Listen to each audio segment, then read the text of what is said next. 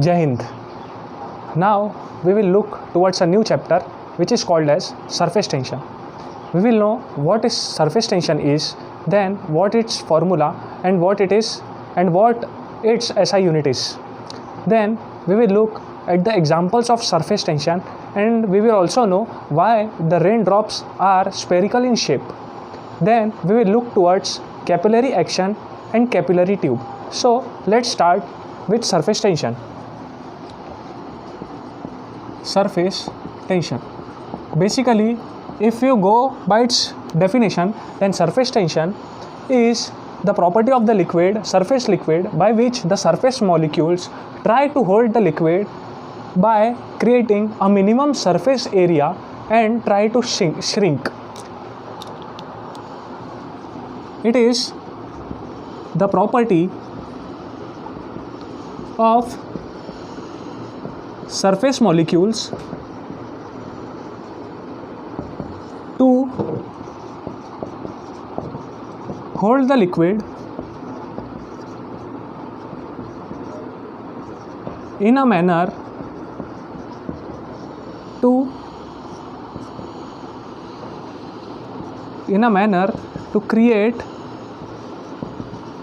minimum surface area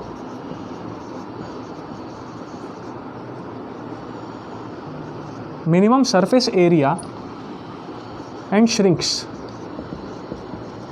this is one of the definition of surface tension. इसमें क्या बोला है कि वो प्रॉपर्टी लिक्विड की जिसमें जो सरफेस मॉलिक्यूल्स होते हैं वाटर के या लिक्विड के, वो ट्राई करते हैं कि जो उसके नीचे के लिक्विड है उसको मिनिमम से मिनिमम सरफेस एरिया में उसको पकड़ के रखे ताकि उनका सरफेस एरिया और मिनिमम हो सके, और श्रिंक होते हैं इसलिए उनका मिनिमम सरफेस एरिया भी होता है. If you go by other definition और the simplest one, it is the property of liquid to resist any external force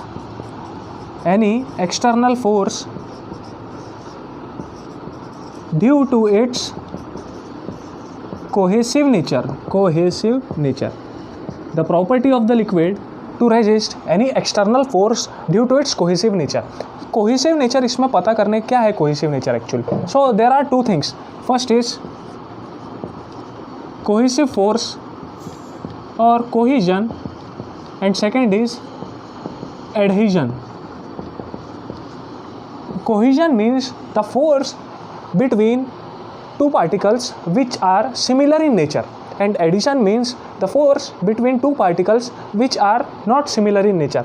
मतलब कि अगर this is beaker and it has water molecules, तो ये जो दो वाटर मॉलिक्यूल्स के बीच में फोर्स रहेगा that is called as cohesive force. क्योंकि ये दोनों मॉलिक्यूल सेम प्रॉपर्टी है उनकी और वो सेम है, इसलिए दोनों के बीच के फोर्स को कहेंगे cohesive force, and this property is called as cohesion.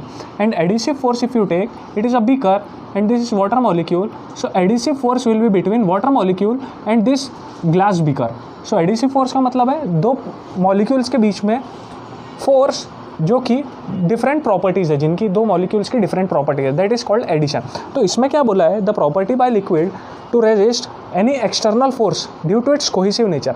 Water molecules है, दोनों वाटर मॉलिक्यूल्स के बीच में फोर्स है, वो कोहेसिव फोर्स है. तो कोहेसिव नेचर के कारण ही वो जो एक्सटर्नल फोर्स को रेजिस्ट करता है उसी प्रॉपर्टी को सरफेस टेंशन बोलते हैं. और according to first definition, the property of surface molecules to hold the liquid in a manner to create minimum surface area and it shrinks.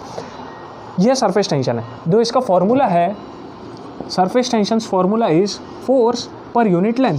एक फोर्स पर यूनिट लेंथ में कितना लग रहा है उसको बोलेंगे surface tension, and its units is newton per metre. Newton is of force and length is length का metre, तो newton per metre surface tension की यूनिट है. So, इसको और अच्छे से समझने के लिए let us take the examples of surface tension. I will keep this definition because it is used in the last example. It has used in the last example. We will use it. So now there are many examples of surface tension which have day-to-day applications as well. So first example can be of insects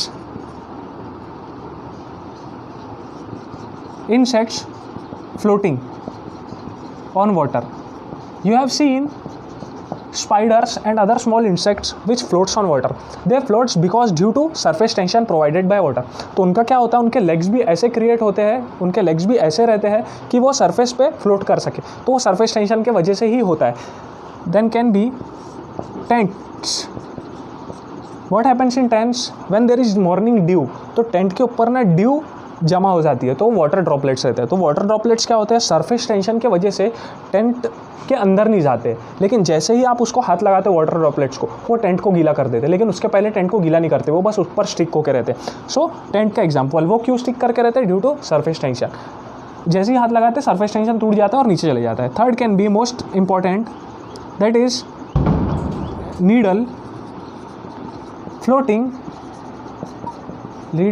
floating on water. What happened, this is water and this is needle. तो क्या होता है, as I told you in previous lecture that needle is made up of steel and water's any material if it is floating on water means it has less density than water. Water's density is 1000 kg per meter cube and whereas steel's density is 8000 kg per meter cube. इसका मतलब क्या हुआ, steel की density बहुत ज़्यादा है लेकिन फिर भी वो फ्लोट क्यों कर रही है, because due to surface tension. Surface tension क्या करता है, उसको रेजिस्ट करता है एक्सटर्नल फोर्स को, तो ये नीडल फ्लोट करती है. लेकिन जैसे ही आपने इसमें हाथ रखे, जैसे इसमें इसको टच किए, देन द नीडल सिंक्स. तो that floating is due to surface tension, cohesive nature of water molecules. Fourth can be and the most important are rain drops. The raindrops spherical nature. Rain drops क्यों spherically shape होते हैं, क्यों square नहीं होते, rectangle होते हैं या cube नहीं होते, क्यों ऐसे शेप्स नहीं होते, सिर्फ रेन ड्रॉप्स स्पेरिकल नेचर ही क्यों होता है? The answer lies in this definition. The property of surface molecule to hold the liquid in a manner to create minimum surface area. This is the main point, minimum surface area. अब क्या होता है, वो property liquid की क्या है, water की भी और लिक्विड की भी बाकी प्रॉपर्टीज़ क्या होती है कि वो मिनिमम से मिनिमम सरफेस एरिया एक्वायर कर सके. तो जो स्क्वायर है अगर, तो स्क्वायर में जो मॉलिक्यूल्स है वो ज़्यादा सरफेस एरिया कंज्यूम करते हैं, लेकिन अगर वो ये वाटर ड्रॉपलेट देखे तो उसमें जो मॉलिक्यूल्स है वो कम से कम सरफेस एरिया में आ जाते हैं. तो इसलिए वाटर ड्रॉपलेट्स है जो स्पेरिकल शेप होता है इनका, क्योंकि वो वाटर ऐसा प्रॉपर्टी है उसकी कि वो कोशिश करता है कि मैं कम से कम सरफेस एरिया ले सकूं. So therefore rain drops are spherical in nature. Dew is also spherical in nature, तो इसके वजह से होता है मेन. तो this was all about surface tension. The most important other topic is about capillary action and capillary tube. What do you mean by capillary action? Capillary action is the action of water is the action of liquid to ascend or descend in a capillary tube or in other natural phenomena. अगर कोई भी liquid ascends or descends, अगर कोई भी liquid ascend या descend हो रही है तो उसको कैपिलरी एक्शन बोलेंगे. And capillary tube is that tube in which if it is placed in liquid the liquid automatically ascends और डिसेंड. ये कैपिलरी ट्यूब होता है. And its capillary tubes dia is very small. Diameter is very small. So capillary tube वो tube experiment के लिए भी use की जाती है. तो what are the example of capillary action? So roots of plants. What does roots of plants do? They pick up water and mineral from the ground और ये ascend करते हैं, उनको ascend कराते हैं, leaves तक पहुँचाते हैं उस चीज़ को. So this is called capillary action का first example. Roots of plants capillary action करते हैं. Second, oil wick means whenever there is no current then we lit a lamp. In earlier days the lamp used to be lit. तो lamp में क्या होता है, नीचे oil होता है, एक ग्लास होता है ऐसा नीचे, एंड इट हैज़ ऑयल और यहाँ पे एक विक होती है. तो इसको जब लिट करते हैं, इसको जलाते हैं, तो यहाँ से ऑयल जो है असेंड होता है. तो this is also an example of capillary action. Third can be your day to day application based, that is towel after bath. Whenever you use towel after taking bath, you have to dry yourself. So what happens? Towel takes up the water on your body. So this is also one of the example of capillary action. So these three were the examples of capillary action.